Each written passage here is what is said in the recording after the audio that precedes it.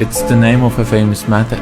In this method, you set goals for yourself on a daily or weekly. You start to put cross to the days on which you have reached your goal. You make a chain with these crosses and you don't give up. You don't break that chain. But we have a problem.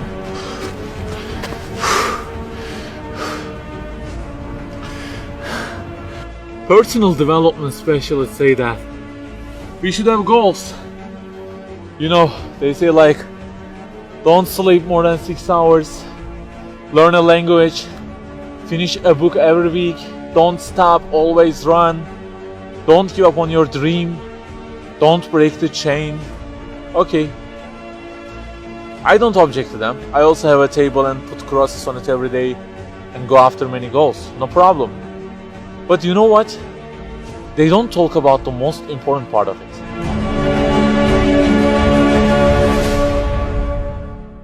Let me give you a simple mathematical example.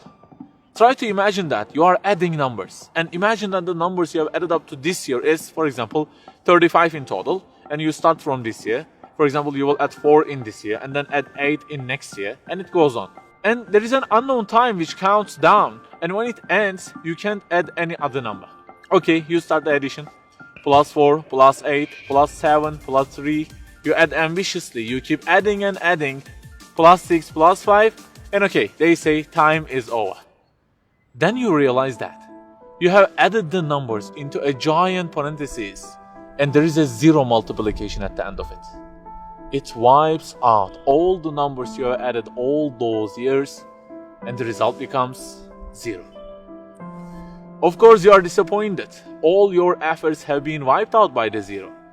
A regret arises inside of you. You say, I wish I had seen the whole picture at the beginning and realized that 0 and changed it with 1 before I started the addition. I think you got the point. Okay, guys, you may have goals for this year and afterwards. Learning a language, finishing a book every week, increasing your monthly income to $15,000, not sleeping more than 6 hours, etc. But for what? For what do we set goals exactly? Why don't we break the chain? If it is just for a more comfortable or a more respectable life, remember that all this will already be 0 with death. The death will wipe out all of them. The person who knows English will be equal with the one who doesn't know. The one who earns more will be equal with the one who earns less. The one who can reach his goals will be equal with the one who can't. So, if at the end of it, the death will 0 everything, so what is the meaning of adding more numbers with an ambition? It just increases the degree of the disappointment that you will feel. So the logical thing is seeing the whole picture at the beginning. In this life journey, which will end in an unknown time, my first job must be to prevent death from being 0. Well, can I really prevent death from being 0? I mean, since everything will leave my hands and will be lost, is there any other way that would transform them into something eternal? I mean, isn't there any kind of stamp for eternity that would impress all of the things that I possess and say, look, there is a seal on them and you can't wipe them out, okay? They will remain forever. The only one to say such a thing is the owner of the everything. And he says, كُلُّ شَيْءٍ هَالِكٌ.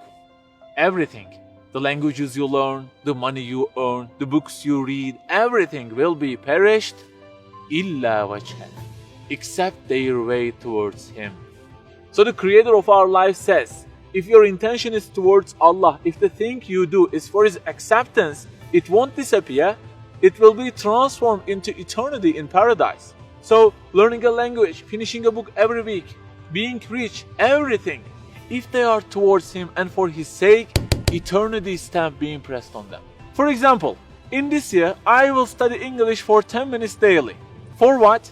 Because serving Islam in the field of English is so important and I want to gain acceptance of my Lord with it. That 0 has turned into 1. This year, I will finish a book every week. Why? Because this is the way of being a more sophisticated person and serving Islam better, and Allah who is eternal will be pleased with it. Good news, that 0 has turned into 1 because now His acceptance is your intention. I aim increasing the income of my company to $150,000. For what? Because I will spend that money on spreading the message of the Quran to the whole world and the publications that would please Him. you have exterminated the zero, because now your goal is towards him. We add and add like this through our lives, and they don't end with death. People who seek Allah's sake in their actions kill their death. Death cannot zero their additions. If the thing we do is for his acceptance, it is not mortal.